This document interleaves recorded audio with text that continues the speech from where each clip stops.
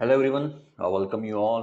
तो आज से हम एक नया चैप्टर शुरू करने जा रहे हैं, the concept of the constitution. ठीक है, मेकिंग ऑफ द कॉन्स्टिट्यूशन हमने बहुत अच्छी तरीके से कवर कर लिया है और आई होप कि आपने वो लेक्चर्स देखे होंगे और उसके बाद रीडिंग करके हमारे टेलीग्राम पे लेक्चर से रिलेटेड जो भी एमसीक्यूज हमने थोड़े बहुत डाल रखे हैं वो भी आपने सॉल्व किए होंगे और कहीं से भी आपने वो और कहीं से भी फिर क्या जो भी आपके पास एमसीक्यू वगैरह होंगे वो भी आपने सॉल्व किए होंगे। तो बेसिकली बहुत ही बढ़िया है और इम्पोर्टेंट एक चैप्टर है। ठीक है, इस चैप्टर के बारे में अगर आपको कुछ बताना चाहूँ तो इस चैप्टर का इम्पोर्टेंस आपको अभी समझ में नहीं आएगा और इस चैप्टर के बेसिकली जो प्रोविजंस है वो भी ज़्यादातर ऐसे दिमाग में नहीं घुसेंगे। जब आपकी पॉलिटी पूरी तरह से अच्छे से हो जाएगी, आप अच्छे तरीके से करंट अफेयर्स को समझने लगोगे, तब एक कॉन्स्टिट्यूशन का जो एक चैप्टर है ना, basically concept of the constitution बहुत अच्छे तरीके से आपको समझ में आने लगेगा, ताकि आंसर राइटिंग में आपको क्या लिखना है क्या नहीं लिखना है वो बहुत अच्छे तरीके से समझ में आ जाएगा। ठीक है, और मैं एडवाइस करूंगा भाई साहब कि आप 6वीं से लेके 12वीं तक भी क्या एनसीईआरटी पढ़ो। ठीक है, डेमोक्रेसी के बारे में आपको बहुत सी चीजें और डेमोक्रेसी की बहुत ही बढ़िया तरीके से कंसेप्ट आपकी इस एनसीईआरटी से ही कवर हो जाएंगे। ठीक है, तो बेसिकली इस चैप्टर में हम बात करेंगे कॉन्स्टिट्यूशनलिज्म, हमारा मेन यहाँ पे फोकस रहेगा। ठीक है, बाकी जो चीजें वो आपको अपने आप समझ में आएंगी जब आप फर्दर एडवांस करते जाओगे। ठीक है, तो टेलीग्राम चैनल ज्वाइन कर लीजिएगा, वहाँ पे मैं डेली अपनी लेक्चर्स की अपडेट डालता रहता हूँ। और जैसे कि लेक्चर्स होने के बाद उसके नेक्स्ट डे मैं क्या क्विज डालता हूँ, ताकि एमसीक्यूज डालता हूँ, ताकि थोड़ा बहुत आपको आपकी पढ़ाई अच्छी यानी सही वे में जा रही है नहीं जा रही है, कहीं पे की दिक्कत तो नहीं आ रही है, अभी आप खुद को एनालाइज कर सकते हो। तो do join our Telegram channel. ठीक है, और अगर आप मुझसे कुछ कांटेक्ट करना चाहते हैं तो उसके बारे में भी मैंने डिस्क्रिप्शन में दिया हुआ है, तो वो भी आप देख लेना। चलो फिर अभी चालू करते हैं। ठीक है, तो कॉन्स्टिट्यूशन देखते हैं। सबसे पहले क्या होता है, देखो कॉन्स्टिट्यूशन मीनिंग एंड फंक्शन मैंने आपको बताया था कि कॉन्स्टिट्यूशन क्या है भाई।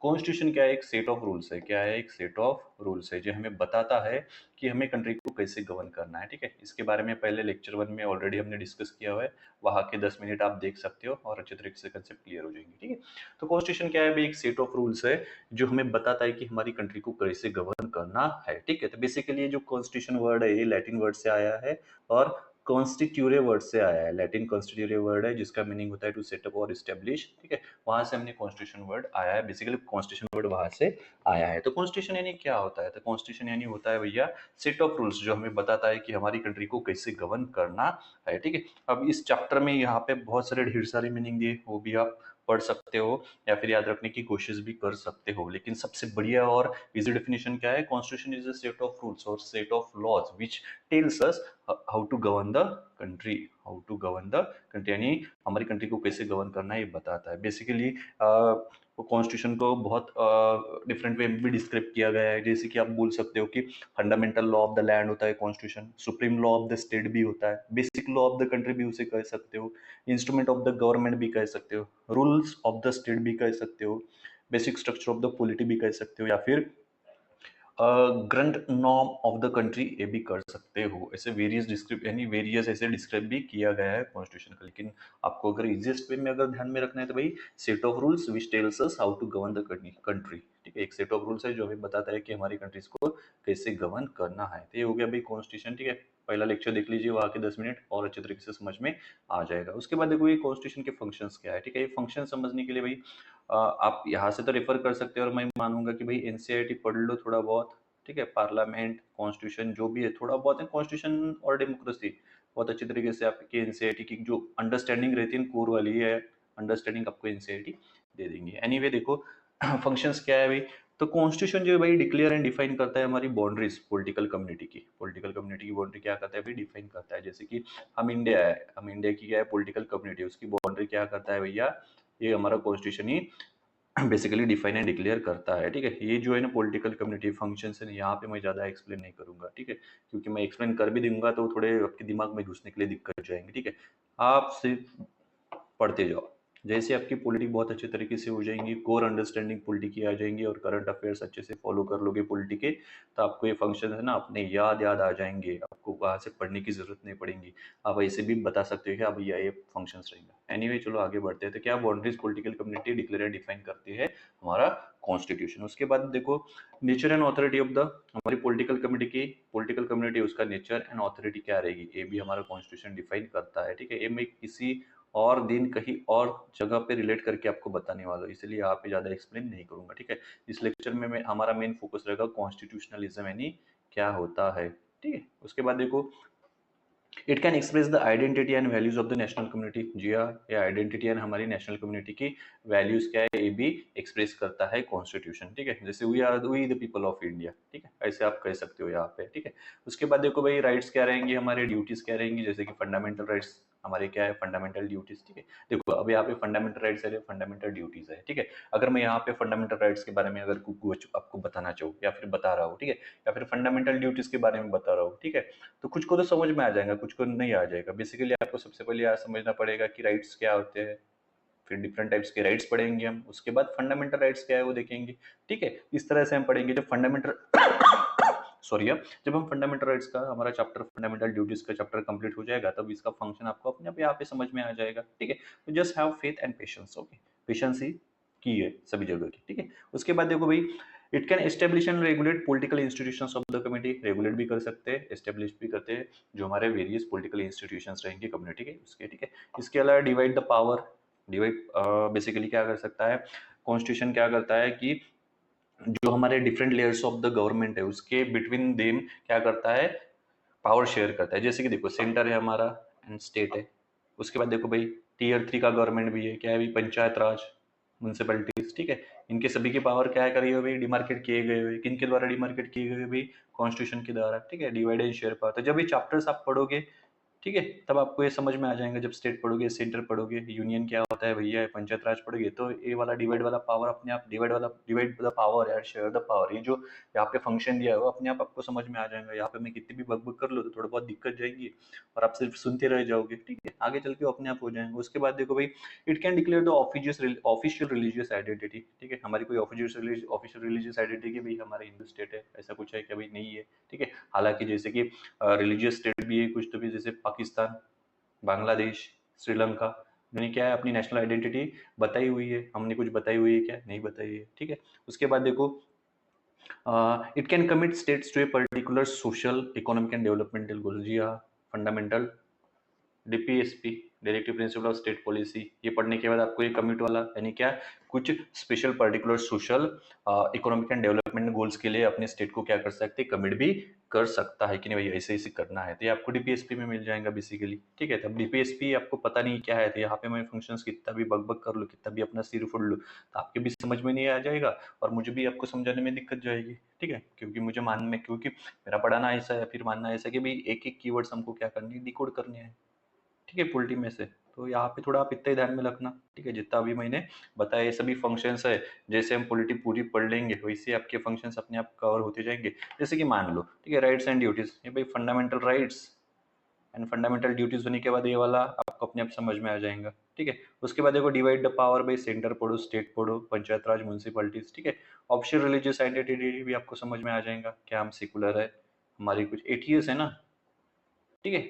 स्टेट के 3 टाइप्स होते हैं, अथेइस्टिक, थियोक्रेटिक्स और सेकुलर, इनमें से कौन सा है हम ये समझ में आ जाएगा। कमिट स्टेट्स डीपीएसपी पढ़ोगे तो ये भी आपका अपने आप कवर हो जाएगा, ठीक है। तो हैव पेशेंस, ठीक है। चलो फिर आगे बढ़ते हैं। उसके बाद देखो भैया क्वालिटीज एंड क्लासिफिकेशन, ठीक है। अब कॉन्स्टिट्यूशन की क्वालिटीज क्या होनी चाहिए और क्लासिफिकेशन क्या होना है, ठीक है। सबसे पहले क्लासिफिकेशन देखते हैं कि भाई इवॉल्व एंड इनेक्टेड हो जाएगा। ये जो क्लासिफिकेशन आप एम लक्ष्मीकांत से पढ़ लेना, इतना कुछ मायने रखता नहीं है और पढ़ने के बाद भी आपको इजीली ध्यान में आ जाएगा वो, ठीक है। उसके बाद भाई return constitution, unreturned constitution, constitution return भी होता है, जैसे हमारी इंडिया का है भाई रिटर्न है, ठीक है। हमारी इंडिया का कैसा है भाई, इवॉल्व है, इनेक्ट है, ये भी आप बताना। इनेक्ट है भाई कॉन्स्टिट्यूंट असेंबली, ठीक है। उसके बाद रिटर्न है भाई, ठीक है, अनरिटर्न भी रहता है। रिजिड एंड फ्लेक्सिबल है भाई, कॉन्स्टिट्यूशन क्या रिजिड भी रहता है और फ्लेक्सिबल भी रहता है। रिजिड यानी उसमें अगर चेंजेस करने हो तो इजीली आप चेंजेस नहीं कर सकते हो, फ्लेक्सिबल रहा तो क्या भाई हम इजीली चेंजेस कर सकते हैं, ठीक है। लेकिन हमारा इंडिया का क्या है, सिंथेसिस ऑफ बोथ है, दोनों का मिलके बना है, ब्लेंड ऑफ बोथ है, ठीक है। उसके बाद फेडरल रहेगा, यूनाइटेड रहेगा, तो भाई हमारा फेडरल भी है और यूनाइटरी भी है। इमरजेंसी जब पढ़ोगे ये वाला भी आपको अपने आप ध्यान में आ जाएगा, ठीक है। प्रोसीजर एंड प्रिस्क्रिप्टिव भी है, ठीक है। ये सभी क्लासिफिकेशन है, जस्ट पढ़ो इसको, आपको अपने आप समझ में आ जाएगा, ठीक है। उसके बाद देखो भाई क्वालिटीज क्या रहनी चाहिए, ब्रेविटी रहनी चाहिए। ब्रेविटी यानी भाई संक्षिप्त में होना चाहिए, कोई अनवांटेड प्रोविजंस नहीं होने चाहिए भाई इसमें, ठीक है। ब्रेविटी क्या कहता है भाई कि क्वालिटीज क्या होनी चाहिए, ब्रेविटी होनी चाहिए, जैसे कि कोई भी अनवांटेड प्रोविजन नहीं होना चाहिए। अगर अनवांटेड प्रोविजन बहुत ज्यादा आ गया और बहुत ज्यादा लेंदी अगर हो गया कॉन्स्टिट्यूशन, तो उसके बेसिकली उसे समझने में क्या जाएगी भैया, दिक्कत जाएगी, क्या जाएगी, दिक्कत जाएगी। बहुत लेंदी रहा तो थोड़ी बहुत तकलीफ तो होती है ना इसी वजह से, ठीक है। क्लैरिटी चाहिए भैया कॉन्स्टिट्यूशन में, यानी कोई भी ऐसी कॉम्प्लिकेटेड लैंग्वेज नहीं चाहिए जिसे फिर से इंटरप्रेट करने में क्या जाए भाई, दिक्कत जाएगी, ठीक है। जैसे कि इंडियन कॉन्स्टिट्यूशन में कुछ कुछ है वर्ड्स जिससे समझने में यानी बेसिकली थोड़ी बहुत दिक्कत जाती है, एम्बिगस है बेसिकली, एक से बढ़कर ज्यादा मीनिंग उसके निकलते हैं इसलिए, ठीक है। कोई डेफिनेटनेस भाई, डेफिनेट मीनिंग वाले होने चाहिए भाई, एम्बिगस नहीं होना चाहिए। यानी कोई टर्म है, ठीक है, साइंटिफिक टेम्पर वगैरह, भाई इसके एम्बिगस मीनिंग रहते हैं, आप किस सेंस में यूज कर रहे हो उसके ऊपर डिपेंड करता है फिर, ठीक है। तो डेफिनेटनेस भी होनी चाहिए, ठीक है। उसके बाद देखो भाई क्या दिया है, कॉम्प्रिहेंसिवनेस होनी चाहिए भाई, कॉम्प्रिहेंसिव होना चाहिए, ठीक है। बेसिकली गवर्नमेंट्स के पावर, राइट्स, ड्यूटीज जो सिटीजन के, ठीक है, बहुत अच्छे तरीके से दिए होने चाहिए उसमें, ठीक है, बहुत अच्छे से डिमार्केट किए भी होने चाहिए, ठीक है, ताकि समझ में आ जाए, ठीक है। इसलिए ये अगर कॉन्स्टिट्यूशन अगर कॉम्प्रिहेंसिव रहता है तो थोड़ी बहुत जो कंट्रोवर्सीज होती है या फिर क्या कह सकते हो आप, जो क्या बोलते हैं उसको, तनाव पैदा होता है कम्युनिटीज के बीच में या कम्युनिटी और गवर्नमेंट के बीच में, वो यहाँ पे अपने आप कम हो जाएगा अगर सब कुछ अगर बहुत डेफिनेट तरीके से मेंशन किया गया होगा तो हमारे कॉन्स्टिट्यूशन में। उसके बाद भी सुटेबिलिटी चाहिए, suitability in the sense economical, economical conditions क्या है, सोशो कल्चरल क्या है भैया, पॉलिटिकल कंडीशंस क्या रहेगी, जैसे कि हमारी हिस्टोरिकल कंडीशंस क्या रहती भैया, जैसे में राइट टू वोट नहीं था सबके लिए, ठीक है, लिमिटेड फ्रेंचाइजी थी। इस वजह से क्या हमारी डिमांड थी कि भैया हमें यूनिवर्सल एडल्ट फ्रेंचाइजी चाहिए, यानी जो भी पर्सन एडल्ट हो जाए उसे राइट टू वोट मिल जाएगा, ठीक है। ये हमारी हिस्ट्री से हमने सीखा है भैया, ठीक है। क्या है, बहुत से कॉन्स्टिट्यूशन है, बहुत से कंट्रीज में क्या था भैया कि वुमेन को राइट टू वोट नहीं था, लेकिन इंडिया ने क्या भाई, जैसे हम क्या हो गए इंडिपेंडेंट, बेसिकली फ्रीडम मिल गई हमको, हमने क्या किया, वुमेन्स को भी राइट दे दिया भाई, नहीं भाई वुमेन भी क्या वोट कर पाएंगी, बहुत से कंट्री में था ही नहीं, ठीक है, इस तरीके से, ठीक है।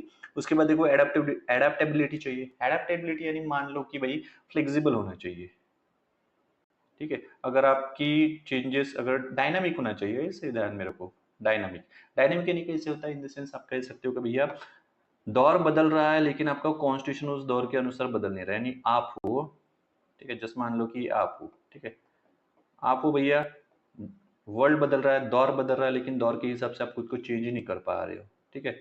तो वो एडेप्टेबिलिटी होगी कि भाई आप फ्लेक्सिबल हो क्या, नहीं है, इसलिए क्या कॉन्स्टिट्यूशन एडेप्टेबिलिटी होनी चाहिए कॉन्स्टिट्यूशन में, यानी वो फ्लेक्सिबल होना चाहिए, डायनामिक होना चाहिए, यानी बदल के दौर के अनुसार हम उसमें क्या कर सके भाई, चेंजेस कर सके। तो आप कह सकते कि भाई लिविंग डॉक्यूमेंट होना चाहिए, क्या होना चाहिए, लिविंग डॉक्यूमेंट होना चाहिए जो बदलते दौर के अनुसार खुद में चेंजेस करे, ठीक है, समझ में आ रहा है। जैसे right to privacy, right to internet, ठीक है, ये पहले तो नहीं था भाई जब हमारा कॉन्स्टिट्यूशन लिख दिया गया, अभी क्या right to privacy, right to internet, ये भी डाल दिया है, ठीक है। ऐसे बहुत से प्रोविजंस है जो बदलते बदलने समाज के, समाज जो है हमारी सोसाइटी उसके अनुरूप क्या कर दिए गए भाई, चेंजेस कर दिए गए थे, इसलिए एडेप्टेबिलिटी भी होनी चाहिए। ये आपको आई थिंक कि आपको समझ में आ रहा है, ठीक है। जस्ट इसको पढ़ो, ज़्यादा कुछ आता नहीं है, आंसर राइटिंग में या फिर थोड़ा बहुत किसी और चीज़ की करंट अफेयर्स की अंडरस्टैंडिंग में आपको काम में आ सकता है, अगर कोई बहुत ही कॉम्प्लिकेटेड इश्यू अगर आता है तो, ठीक है, अदरवाइज 2-3 बार पढ़ो आपको ध्यान में आ जाएगा। उसके बाद देखो भाई क्या देखते हैं, उसके बाद देखेंगे भाई हम कॉन्स्टिट्यूशनलिज्म एंड कॉन्स्टिट्यूशनल गवर्नमेंट, ये थोड़ा इंपॉर्टेंट है और ज़्यादा नहीं, थोड़ा इजी है, समझा दूंगा इजी वे में आपको। देखो भाई कॉन्स्टिट्यूशनलिज्म यानी क्या होता है, देखो भाई कॉन्स्टिट्यूशन क्या होता है भाई, कॉन्स्टिट्यूशन एक सेट ऑफ रूल्स होता है जो हमारे कंट्री को कैसे गवर्न करना बताता है, तो ठीक है। हमारे कंट्री को गवर्न जैसे कौन करता है भाई, गवर्नमेंट करती है, क्या करती है भाई, गवर्नमेंट, ठीक है। अब कॉन्स्टिट्यूशनलिज्म यानी क्या होता है भाई, कॉन्स्टिट्यूशनलिज्म एवढे सॉरी मराठी आ गया था बीच में, थोड़ा मैनेज कर लिया करो यार, क्या इतना, ठीक है। एनीवे देखो कॉन्स्टिट्यूशनलिज्म यानी क्या होता है भाई, कि कॉन्स्टिट्यूशनलिज्म कहता है कि भाई कॉन्स्टिट्यूशन गवर्नमेंट को पावर दे, लेकिन वो पावर कैसी होनी चाहिए, लिमिटेड होनी चाहिए, लिमिटेड होनी चाहिए। तो बेसिकली कॉन्स्टिट्यूशनलिज्म इतना ही कहता है कि भाई पावर पे लिमिटेशंस होनी चाहिए, पावर पे लिमिटेशंस होनी चाहिए। अगर पावर पे लिमिटेशंस है तो उस कंट्री में कॉन्स्टिट्यूशनलिज्म है, अगर पावर पे लिमिटेशंस नहीं है या फिर लिमिटेड गवर्नमेंट नहीं है तो कॉन्स्टिट्यूशनलिज्म नहीं है। कॉन्स्टिट्यूशनलिज्म यानी संविधानवाद नहीं है, ठीक है। जैसे कि मान लो भैया आपको एक सिचुएशन बताता हूँ, ठीक है, जैसे कि मान लो कि नॉर्थ कोरिया है भाई, ठीक है, और इंडिया है। अब नॉर्थ कोरिया में क्या है भाई, कॉन्स्टिट्यूशन है, ठीक है, लेकिन कॉन्स्टिट्यूशनलिज्म नहीं है, संविधान तो है वहां पे लेकिन कॉन्स्टिट्यूशनलिज्म नहीं है। अब ये कैसे आपको समझाता हूँ, देखो यहाँ पे समझ लो आप कि मान लो कि भाई जो भी नॉर्थ कोरिया है वो डिक्टेटर है, डिक्टेटर है, ठीक है। जो भी हेड है उस कंट्री का, उसके पास क्या है भाई, अनलिमिटेड पावर है, अनगिनत पावर है, यानी उसका एक वर्ड वहां पे क्या हो जाता है भाई, लॉ हो जाता है। क्या हो जाता है, लॉ हो जाता है। यानी अनलिमिटेड पावर है वहां के हेड के पास, वहां की गवर्नमेंट के पास, ऐसे मान लो। कॉन्स्टिट्यूशन तो है लेकिन क्या है, अनलिमिटेड पावर है, ठीक है। लेकिन कॉन्स्टिट्यूशनलिज्म क्या कहता है भाई, कॉन्स्टिट्यूशन हो, कॉन्स्टिट्यूशन तो चाहिए लेकिन कॉन्स्टिट्यूशन ने गवर्नमेंट को क्या, लिमिटेड पावर दी होनी चाहिए, यानी लिमिटेड पावर, ठीक है। आपको जैसे मैं किम जोंग जो भी है, ठीक है, उसके पास क्या है भाई, अनलिमिटेड पावर है, तो वहां पे कॉन्स्टिट्यूशन होगा लेकिन कॉन्स्टिट्यूशनलिज्म होगा क्या, नहीं भैया, कॉन्स्टिट्यूशनलिज्म नहीं होगा, ठीक है। इसके अलावा देखो इंडिया का एग्जांपल देखो, इंडिया में कॉन्स्टिट्यूशन भी है, ठीक है।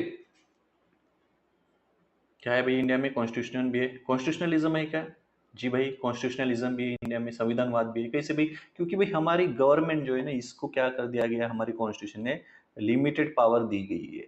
क्या है भाई, लिमिटेड पावर। लिमिटेड पावर कैसे भाई, पॉपुलर सोवर्निटी है भैया, सबसे पहले तो जो भी पावर डिराइव होती है वो पीपल से होती है। उसके बाद आपको फंडामेंटल राइट्स नहीं है, क्या गवर्नमेंट आपके फंडामेंटल राइट्स छीन सकती है, नहीं छीन सकती भाई। उसके बाद सुप्रीम कोर्ट भी है ऊपर में, ठीक है। ये आप जब फंडामेंटल राइट्स वगैरह पढ़ोगे, सुप्रीम कोर्ट पढ़ोगे, प्रेसिडेंट पढ़ोगे ना, तब आपको ध्यान में और अच्छे तरीके से आ जाएगा, ठीक है। खाली आपको इतना ही ध्यान में रखना है कि भैया कि कॉन्स्टिट्यूशनलिज्म यानी क्या, कॉन्स्टिट्यूशनलिज्म या कॉन्स्टिट्यूशनलिज्म क्या कहता है, कॉन्स्टिट्यूशनलिज्म इतना ही कहता है कि भाई पावर तो होनी चाहिए लेकिन वो पावर कैसी होनी चाहिए, लिमिटेड होनी चाहिए। क्या होनी चाहिए, लिमिटेड होनी चाहिए। अगर किसी कंट्री को गवर्नमेंट अगर गवर्न कर रही है तो क्या होनी चाहिए, वहां पे लिमिटेड गवर्नमेंट पावर होनी चाहिए या फिर लिमिटेड गवर्नमेंट होनी चाहिए, ठीक है। तो आप ये कह सकते हो कि भाई किसी कंट्री में कॉन्स्टिट्यूशन तो हो सकता है, कोई कंट्री कह सकता है कि भाई हमारे पास कॉन्स्टिट्यूशन, लेकिन वहां पे कॉन्स्टिट्यूशनलिज्म हो ये जरूरी नहीं है। समझ में आ रहा है, कॉन्स्टिट्यूशन तो है लेकिन वहां पे कॉन्स्टिट्यूशनलिज्म हो ये जरूरी नहीं है। अगर कॉन्स्टिट्यूशनलिज्म है तो वहां पे कॉन्स्टिट्यूशन भाई अपने आप आ जाएगा, ठीक है। ये बात यहाँ पे समझ लो, ठीक है। अभी थोड़ा बहुत पढ़ लेते हैं, यहाँ से आपको समझ में आ जाएगा, ठीक है। तो बेसिकली कॉन्स्टिट्यूशन एंड कॉन्स्टिट्यूशनलिज्म में बहुत ऐसे एक धागे का फर्क है, ऐसे मान लो आप, ठीक है। चलो फिर, ए कंट्री में have the constitution but not necessarily constitutionalism. मैंने अभी यहाँ पे कहा है कि भाई एक कंट्री के पास कॉन्स्टिट्यूशन हो सकता है लेकिन कॉन्स्टिट्यूशनलिज्म हो ये जरूरी नहीं है। नॉर्थ कोरिया का एग्जांपल आप ले लो, यहाँ पे कौन है भाई, किम जोंग है, ठीक है। वो कहता है कि भाई हमारे कंट्री में कॉन्स्टिट्यूशन है, डेमोक्रेसी है, ठीक है। लेकिन वहां पे जो पावर है वो किम जोंग के पास कॉन्सेंट्रेट है, और ये जो पावर है भैया ये अनलिमिटेड है। क्या है, अनलिमिटेड है। तो यहाँ पे सॉरी यार, थोड़ी आज दिक्कत है, एनीवे तो कॉन्स्टिट्यूशनलिज्म नहीं है क्योंकि पावर जो है भाई अनलिमिटेड है। तो हम कह सकते हैं कि भाई नॉर्थ कोरिया के पास कॉन्स्टिट्यूशन तो है लेकिन कॉन्स्टिट्यूशनलिज्म है क्या, नहीं, कॉन्स्टिट्यूशनलिज्म नहीं है। और यही अगर इंडिया के एग्जांपल है तो भाई इंडिया के पास कॉन्स्टिट्यूशन भी है, कॉन्स्टिट्यूशनलिज्म भी है, क्योंकि भाई इंडिया की कॉन्स्टिट्यूशन ने गवर्नमेंट को कैसे पावर दी है भैया, लिमिटेड पावर दी हुई है। आई होप कि I am extremely sorry for this cough, okay. Basically I am having acidity एक, ठीक है, तो उसके लिए थोड़ा माफ कर देना, ठीक है। तो समझ में आ रहा है भैया, हम कह सकते हैं कि भाई नॉर्थ कोरिया में कॉन्स्टिट्यूशन है लेकिन कॉन्स्टिट्यूशनलिज्म नहीं है, ठीक है। आई होप कि आपको कॉन्स्टिट्यूशनलिज्म यानी क्या है समझ में आ गया है। बस आपको इतना ही रखना, ध्यान में रखना है, लिमिटेड गवर्नमेंट पावर। उसके बाद देखो, constitutionalism recognises the need for government with power. Constitutionalism क्या कहता है भाई, गवर्नमेंट होनी चाहिए, उसके पास पावर भी होनी चाहिए, ठीक है। But at the same time insist that limitation should be place on those powers. वही भाई, क्या है, गवर्नमेंट के पास पावर होनी चाहिए लेकिन कैसे होनी चाहिए भैया, लिमिटेड होनी चाहिए। ये कौन बोल रहा है, कॉन्स्टिट्यूशनलिज्म बोल रहा है, ठीक है। Unlimited power may lead to an authoritarian oppressive government which जो paradises the freedom of the people, ठीक है। वही भाई बोल रहा है कि भाई अगर गवर्नमेंट के पास अगर अनलिमिटेड पावर होती है तो गवर्नमेंट क्या बन जाती है भैया, ऑपरेसिव बन जाती है, ऑथोरिटेरियन बन जाती है, हुकुमशाही, अत्याचारी, ठीक है। यानी जो पैराडाइज कर सकते, जो पैराडाइज यानी भाई आम आदमी के जो फ्रीडम है उस पर यानी थोड़ा बहुत क्या खतरा मंडरा सकता है, इस तरह से, ठीक है। तो कॉन्स्टिट्यूशनलिज्म यानी इतना ध्यान में रखना है कि कॉन्स्टिट्यूशनिज्म कहता है भाई गवर्नमेंट के पास पावर तो है लेकिन कैसे हो, लिमिटेड। इसलिए आपको लिमिटेड गवर्नमेंट पावर एक कीवर्ड सिर्फ खाली ध्यान में रखना है, ठीक है। Only when the constitution of a country imposes limitations upon government power does a country have not only constitution but also constitutionalism। यही बात मैंने आपको समझाई है कि भैया अगर कंट्री, ठीक है, अगर किसी कंट्री का कॉन्स्टिट्यूशन उस कंट्री के उस कंट्री के गवर्नमेंट को लिमिटेड पावर अगर देता है, ठीक है, क्या करता है लिमिटेड पावर देता है, तो उस कंट्री के पास कॉन्स्टिट्यूशन के साथ कॉन्स्टिट्यूशनलिज्म भी होगा। क्या होगा? कॉन्स्टिट्यूशनलिज्म यानी संविधान भी होगा और संविधानवाद भी होगा। ठीक है, ये मैंने आपको बहुत अच्छी तरीके से पहले समझा के दिया हुआ है, खाली मैं पढ़ रहा इसलिए कि आपको पॉइंट्स क्लियर हो। ठीक है, उसके बाद देखो, the concept of constitutionalism is that of a polity govern or under a constitution that ordinance. वही कह रहे भाई फिर से कि भैया कि वही होनी चाहिए, limited power and rule of law. ठीक है, ताकि भाई ये सब क्या करे, डेस्पोटिक रूल ना बने। ठीक है, ऑथोरिटेरियन या फिर टोटलिटेरियन रूल ना है। ठीक है, समझ में आ रहा है? ठीक है, और कॉन्स्टिट्यूशनल गवर्नमेंट शुड नेसेसरी भी डेमोक्रेटिक गवर्नमेंट, और कॉन्स्टिट्यूशनल गवर्नमेंट जो है भाई वो क्या होनी चाहिए भाई, डेमोक्रेटिक गवर्नमेंट भी होनी चाहिए। जैसे कि सॉरी सॉरी ओके, जैसे कि देखो भाई नॉर्थ कोरिया है, नॉर्थ कोरिया क्या है भाई, कहता है कि भाई हमारे पास कॉन्स्टिट्यूशन है और डेमोक्रेसी भी है, लेकिन रियलिटी में क्या है वो सभी को पता है। ठीक है, यहाँ पे कॉन्स्टिट्यूशनलिज्म का तो कोई लेना देना ही नहीं है। लेकिन इंडिया में क्या है भाई, कॉन्स्टिट्यूशन भी है भाई, डेमोक्रेसी भी है। आपको पता है हमारे इलेक्शंस कैसे होते हैं, जो बेसिकली जो पावर डिराइव की जाती है, ठीक है, वही उसका सोर्स ही क्या है भैया, पीपल है। ठीक है, ये आपको समझ में आ जाएगा, पीपल कैसे हटा सकते हैं, क्या कर सकते हैं। ठीक है, अगर ये अगर नहीं होता है, डेमोक्रेसी नहीं होता है, ठीक है, या फिर आर्बिट्रेरी पावर अगर रहती है, जैसे कि मान लो कि नॉर्थ कोरिया के सेंस में क्या है भाई, किम जोंग उंग के पास आर्बिट्रेरी पावर है, बहुत एनी पावर है। ठीक है, तो ये जो आर्बिट्रेरी अगर पावर रहती है तो कॉन्स्टिट्यूशन बेसिकली कॉन्स्टिट्यूशनलिज्म की जो कंसेप्ट है उसको निगेट कर देती है। ये कॉन्स्टिट्यूशनलिज्म की जो कंसेप्ट है उसे यहाँ पे स्वीकारा नहीं जाता है।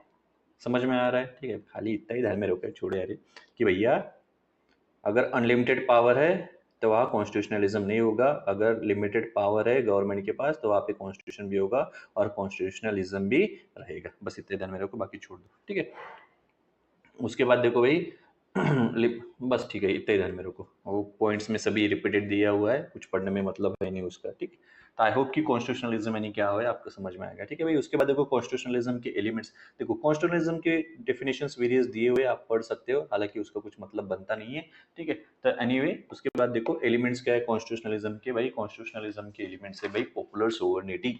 पॉपुलर सोवर्निटी हम आगे चल के आने वाला है, बहुत अच्छे तरीके से पढ़ने वाले हैं। मैं बहुत एग्जांपल है नहीं, बहुत ट्राई करूंगा कि बहुत अच्छे तरीके से आपको पढ़ा दूं, सिखा दूं। ठीक है, पॉपुलर सोवर्निटी यानी इतना ध्यान में रखो कि भाई जो भी पावर है वो कहाँ से डिराइव होती है, पीपल से डिराइव होती है। इंडिया के सेंस में है कि भैया जी ऑब्जेक्टिव रिजोल्यूशन में ऑलरेडी दिया गया है कि भाई जो भी पावर्स रहेंगे, जो भी अथॉरिटी रहेंगी, वो डिराइव होंगी भाई people of, by the people of India. तो अल्टीमेट सोर्स ऑफ पावर क्या रहना चाहिए, पीपल रहना चाहिए, ऐसा कॉन्स्टिट्यूशनलिज्म का एलिमेंट कहता है। उसके बाद भाई डेमोक्रेटिक गवर्नमेंट होनी चाहिए। ठीक है, उसके बाद देखो ये सेपरेशन ऑफ पावर्स भी होने चाहिए, यानी जो भी अगर वेरियस लेयर्स अगर रहते हैं, जैसे मान लो इंडिया के सेंस में सेंटर है, स्टेट है और टीयर 3 वाली भी लोकल गवर्नमेंट है। ठीक है, तो यहाँ पे ऐसी जैसे कि है, सभी का पावर का क्या है भाई, सेपरेशन है। सेंटर अपने स्पीयर में करता है काम, स्टेट अपने स्पीयर में करता है और रूरल गवर्नमेंट अपने स्पीयर में काम करता है। तो बेसिकली यहाँ पे क्या है, डिसेंट्रलाइजेशन है पावर का। ठीक है, सेपरेशन ऑफ पावर यानी यही होता है कि डिसेंट्रलाइजेशन ऑफ पावर्स। ठीक है, एंड इंडिपेंडेंट जुडिशरी, जी हाँ भाई,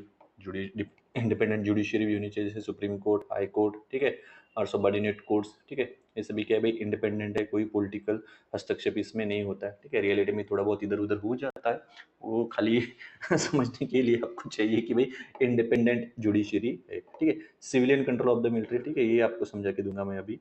ठीक है, उसके बाद देखो police govern by law and judicial control. जो भी पुलिस है भाई वो लॉ से गवर्न होने चाहिए और उनके ऊपर जुडिशियल का कंट्रोल भी होना चाहिए। जैसे कि आपको पता है कि क्या होता है रियल लाइफ में, अगर पुलिस कुछ आपको अरेस्ट करती है तो उसे मैजिस्ट्रेट के सामने 24 आवर्स में क्या करना पड़ता है, प्रेजेंट करना पड़ता है। ठीक है, ये आप एनसीईआरटी पढ़ो, उसमें दिया गया हुआ है अच्छे तरीके से।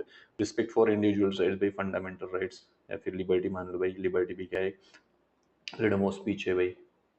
ठीक है भाई, एक इंडिविजुअल राइट हो गया, किसी को बोलने का अधिकार है तो किसी के चुप रहने का भी अधिकार है। राइट टू साइलेंस, ये भी एक क्या है भाई, फंडामेंटल राइट ही है। ठीक है, तो आप ऐसे ही चूज कर सकते हैं, तो रिस्पेक्ट भी करो भाई इंडिविजुअल राइट्स की, बेसिकली एलिमेंट बोल रहा है। बेसिकली एलिमेंट्स भी आपको हम जैसे फर्दर एडवांस करेंगे, फंडामेंटल राइट्स वगैरह और भी कोऑपरेटिव सोसाइटीज वगैरह पढ़ेंगे, तब आपको ध्यान में आ जाएगा। अब देखो भाई यहाँ पे क्या है, civilian control of the military.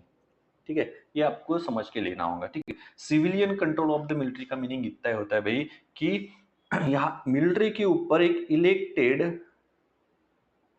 Civilian official हो। इंडिया के सेंस में है क्या भैया, जी हाँ भैया, गवर्नमेंट का ही रहता है डिफेंस मिनिस्टर, मान लो।